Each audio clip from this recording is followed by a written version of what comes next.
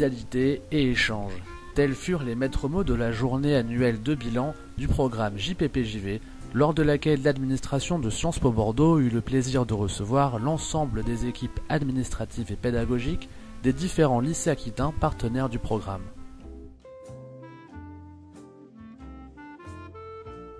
Un buffet d'accueil permit aux participants de se retrouver dans une ambiance joviale et de commencer à partager leurs sentiments sur l'année écoulée.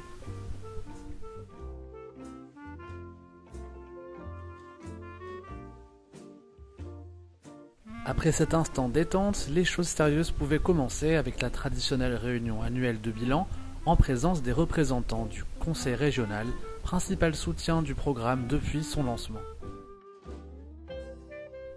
C'est avec une certaine fierté que M. Vincent Hoffman-Martineau ouvrait le bal dans un des tout nouveaux amphithéâtres flambant neufs, premiers échantillons du futur IEP. Actuellement en rénovation, Sciences Po voit le bout des travaux et les futurs étudiants pourront jouir de locaux haut de gamme. La parole est donnée aux professeurs et aux proviseurs des établissements partenaires qui, après s'être chacun présentés, ont pu poser leurs questions et livrer leur point de vue sur l'application et la mise en place du programme sur le terrain. Échange nourri donc, mais surtout constructif, les détails sont passés au crible et l'occasion est donnée à l'administration de Sciences Po ainsi qu'au conseil régional de clarifier leurs positions et de donner leurs directives sur les principaux points de débat mis à l'ordre du jour. Pour conclure la journée, des retrouvailles entre les équipes pédagogiques et leurs anciens lycéens ayant aujourd'hui intégré Sciences Po grâce à leur passage par le programme. L'occasion pour eux d'évoquer le passé, mais aussi le futur des étudiants entre années de mobilité, orientation professionnelle et stage de fin d'études pour les plus vieux d'entre eux. Les équipes de Sciences Podcast ont profité de ce moment pour recueillir quelques réactions nous permettant de découvrir le programme JPPJV depuis l'intérieur.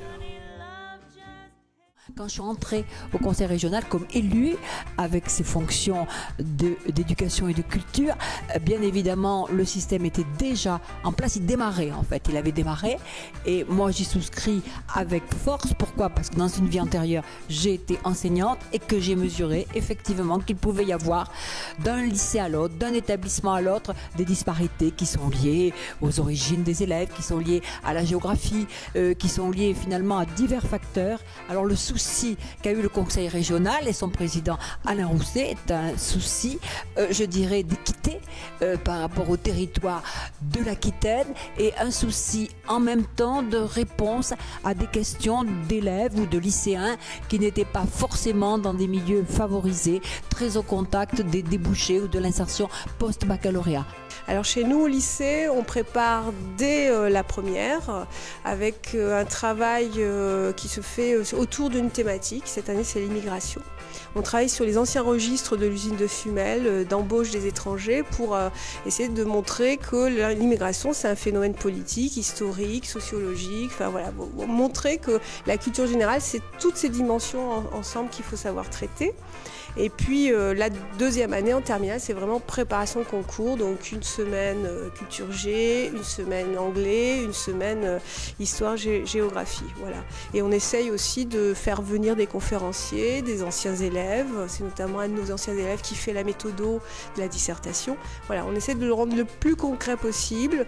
On rencontre aussi les parents parce que c'est pas que les élèves qu'il faut convaincre, ce sont aussi les parents. Je m'appelle Landry Augier de la Jalée, je suis en 5e année en master carrière administrative. C'est le master qui permet de préparer les concours de la fonction publique.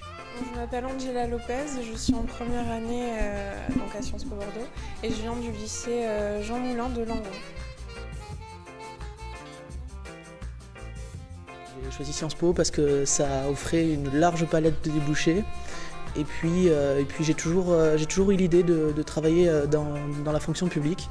Donc c'était un très très bon compromis entre conserver une palette de débouchés assez large et puis par mes aspirations personnelles. J'avais pas envie forcément de m'engager dans quelque chose de déterminé tout de suite. Il m'a semblé qu'il serait intéressant d'avoir une formation comme celle-là assez générale, qui me laisse le temps de faire un choix.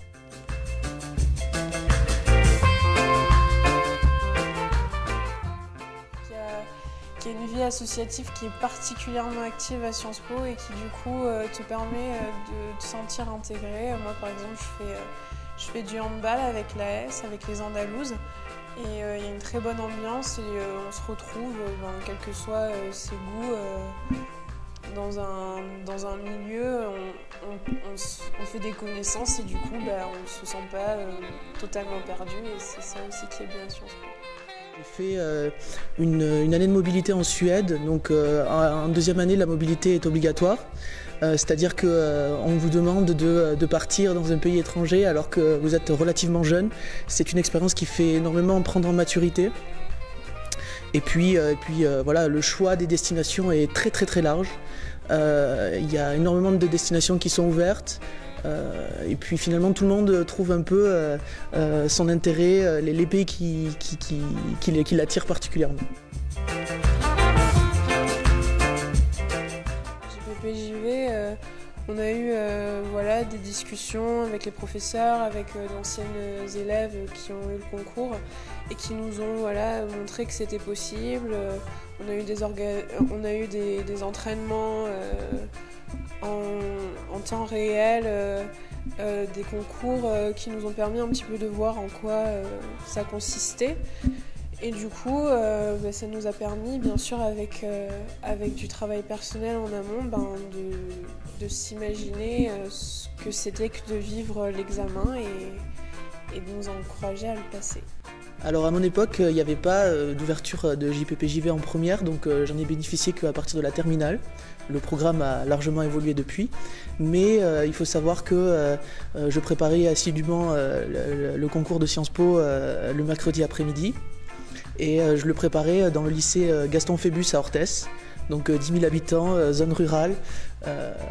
Je suis la preuve qu'au final, c'est pas parce qu'on vient d'une zone, on va dire, à la campagne qu'on n'est pas capable de réussir un concours. L'intérêt du programme JPPJV est particulièrement le fait de recevoir des conseils méthodologiques. Donc comment présenter sa copie, faire en sorte que sa copie finalement séduise le correcteur. On reçoit énormément de conseils pratiques. Comment bien se préparer le jour J, comment éviter de stresser. Je pense aussi au fait de bien présenter sa copie dans la mesure où il ne faut pas utiliser de blanco, amener un sandwich le jour de l'épreuve, parce que c'est un truc auquel on ne pense pas forcément, mais c'est très pratique de ne pas faire la queue, par exemple au restaurant universitaire, et d'être serein le jour J. Donc voilà les conseils un peu qu'on reçoit et qu'on essaie de diffuser après une fois qu'on est étudiant représentant du programme.